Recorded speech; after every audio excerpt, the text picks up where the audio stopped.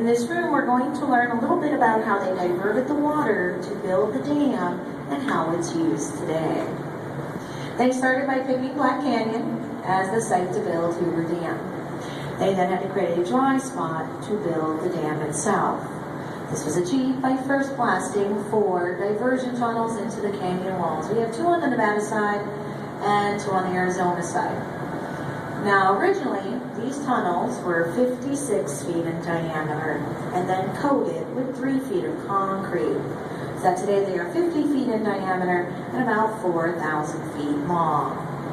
We're currently standing in a diversion tunnel on the Nevada side, right about here. That yellow line indicates the tunnel we just went through. And you can see it out the windows on both sides. And if you look up, you can see some of that original concrete lining I was just talking about. Now, once these tunnels were completed, they took all the earth and the rubble that they collected and they built 2 earthen dams, coffer dams. The upper coffer dam, 100 feet tall, to force the waters of the Colorado River into the tunnels. Downstream, they built the lower coffer dam, 65 feet tall, to prevent the river from backing up into the project. Once the coffer dams were completed, they then dug down 135 feet before they hit solid bedrock. And then they built the Hoover Dam. Now, once it was completed, they sealed off the entranceway to each tunnel with large steel gates to allow Lake Mead to fill. Downstream, they blasted away the lower coffer dam to restart the river. The upper coffer dam is still underwater in Lake Mead.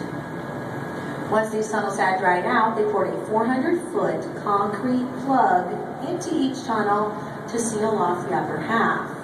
So we no longer use this area in yellow, and the area down below remains open and is still used today.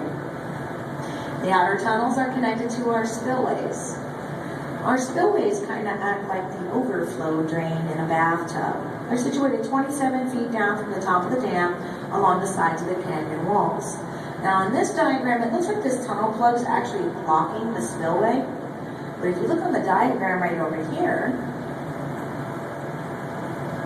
here you can see the Arizona spillway, and it has a connecting tunnel down at a 45-degree angle to the original diversion tunnel, right past that tunnel plug. So whenever our lake gets full or reaches capacity, water goes over the sides of our spillways on both sides, down the tunnels, and downstream. Water never goes over the dam. We never want water to go over the dam. I'm sure you can see why that would be bad. We've actually only used our spillways twice. First time was in 1941. That is the first time the lake filled to capacity. It took 6 years to fill, and we tested them out. Then in 1983, due to excessive spring runoff, it went over the sides of our spillways for 62 days straight. And I have a picture of that right over here. Here you can see the Nevada spillway, and here's the Hoover Dam. Now at that point, the top of Lake Mead was only 7 feet from the top of Hoover Dam. The water going over the sides of our spillways was equal to 2 Niagara Falls. We actually could have sent more water downstream. All we'd have to do is lower these drum gates. But our main priority here is flood control. That year, all the dams were full and there wasn't flooding downstream, so flood control is number 1. Number 2 is water storage for irrigation and human consumption. The power that we produce here is simply a byproduct. We can only produce as much electricity as water we can allocate downstream. So we're a peak performance power plant. We do not run at 100% all the time. We allocate as much water as we can during peak hours when you need the electricity the most. 2 o'clock in the morning, when most of you are sleeping, maybe only 2 generators might be on. Now the inner tunnels, like the one you're in right now, are connected to the intake towers. There are 4 intake towers in Lake Mead. We have 2 on the Nevada side, 2 on the Arizona side. Water flows into these intake towers and then drops into a 30-foot diameter pipe called a penstock. You are currently standing over one of those 30-foot diameter penstocks. You can actually fit 2 buses side by side through that pipe. I'm sure a lot of you are feeling vibration, and that is not machinery.